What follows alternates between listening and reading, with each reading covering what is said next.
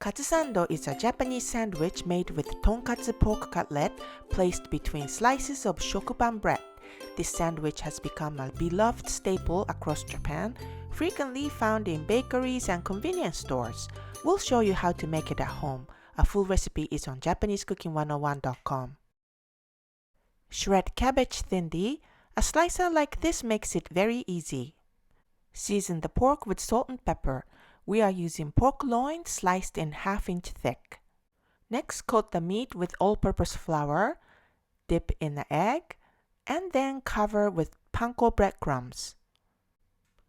And fry the meat in the oil heated at 350 degrees Fahrenheit. Fry until the color turns golden brown and the meat floats in the oil, about 5 to 8 minutes, turning once or twice. Set the meat on a cooling rack.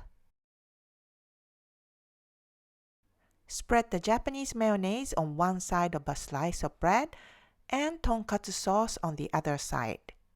You can find shokupan bread at Japanese or Asian bakeries, or you can also bake at home following our recipe.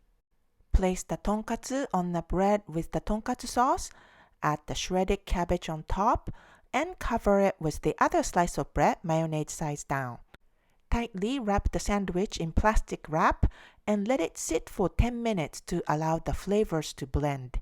This will also make the sandwich easier to handle. Unwrap the bread and cut off the crust if you like. Shokupan is more common in Japan, but if it's hard to get, you can also use other types of sandwich bread you have at home. Cut the sandwich into rectangle pieces like that, or you can cut in half diagonally. Crispy tonkatsu with sauce, mayonnaise, and thinly sliced cabbage is an excellent flavor combination together with fluffy shokupan bread. We hope you give this delicious sandwich a try soon. 美味しいね。